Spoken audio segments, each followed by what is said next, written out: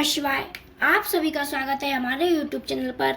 आज का प्रसंग है शिव भक्त राजा चंद्रसेन और श्रीकर गोप की कथा। भगवान शिव गुरु हैं, शिव देवता हैं, समस्त प्राणियों के बंधु हैं। शिव ही आत्मा और शिव ही जीव हैं। शिव से भिन्न दूसरा कुछ भी नहीं है। वे नेत्र धन्य हैं जो भगवान शिव जी की पूजा का दर्शन करते हैं। जिसकी संपूर्ण इंद्रियां भगवान शिव के कार्य में लगी रहती हैं, वह संसार सागर से पार हो जाता है। जिसके हृदय में भगवान शिव की लेश मात्र भी भक्ति होती है, वह समस्त प्राणियों के लिए वंदनीय हो जाता है। उज्जैनी के राजा चंद्रसेन इसी श्रेणी के शिव भक्त थे। वे भगवान महाकाल के अनन्य उपासक थे। शिव पार्षदों में अग्रगण्य श्री मणिभद्र जी राजा की अनन्य भक्ति देखकर उनके सखा हो गए थे।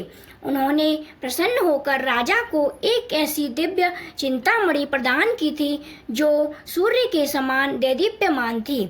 वह चिंतन करने मात्र से ही मनोवांछित वस्तु प्रदान करने वाली थी। उस चिंतामणि को धारण करके राजा जब सिंहासन पर बैठते थे तो भगवान सूर्य के समान उनकी शोभा होती थी। महाराज चंद्रसेन की इस चिंतामणि के प्रति बहुत से राजाओं के मन में लोभ हो गया था। एक दिन कई राजाओं ने बहुत सी सेना लेकर आक्रमण कर दिया और उज्जैनी को चारों ओर से घेर लिया। महाराज चंद्रसेन को जब यह समाचार मिला तब वे भगवान शिव की शरण में गए। उनके तो सब कुछ शिव जी ही थे। भगवान शिव जी ने सारी परिस्थिति बताकर वे उन्हीं के आराधना में लीन हो गए। भक्त वत्सल भगवान शिव ने भक्त की रक्षा करने का निश्चय करके उपाय पर विचार किया। उन दिनों उज्जैनी में एक विधवा ग्वालिन रहती थी। उसके पास 5 वर्ष का एक बालक था। उस बालक को लेकर वह शिवजी के मंदिर में गई। वहां उसने चंद्रसेन द्वारा की हुई गौरीपति की महापूजा का दर्शन किया। उस आश्चर्यमय पूजा को देखकर ग्वालिन ने भगवान को प्रणाम किया और फिर अपने निवास स्थान पर लौट आई। ग्वालिन के उस बालक ने भी वह सारी पूजा देखी थी। बालक अनुकरणशील तो होते ही हैं।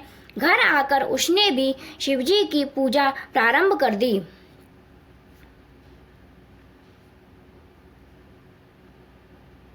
एक सुंदर पत्थर लाकर घर से थोड़ी दूर एकांत में रख दिया।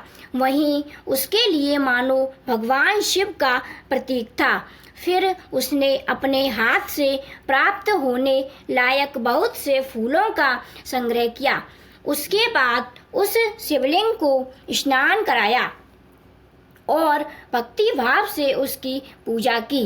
भांति भांति के सुंदर पत्रों और पुष्पों से भगवान का श्रृंगार किया और भगवान के चरणों में मस्तक झुकाया।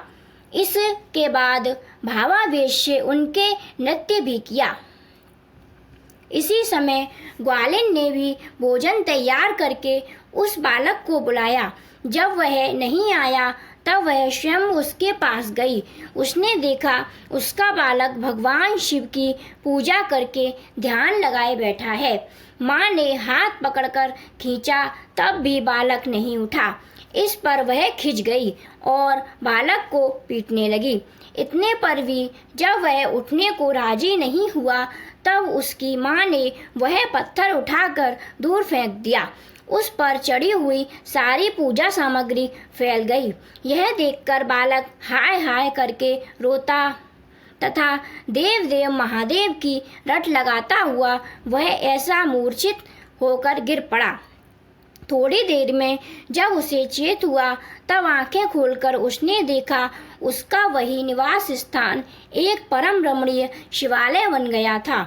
मणियों के जगमगाते हुए खंबे उसकी शोभा बढ़ा रहे थे।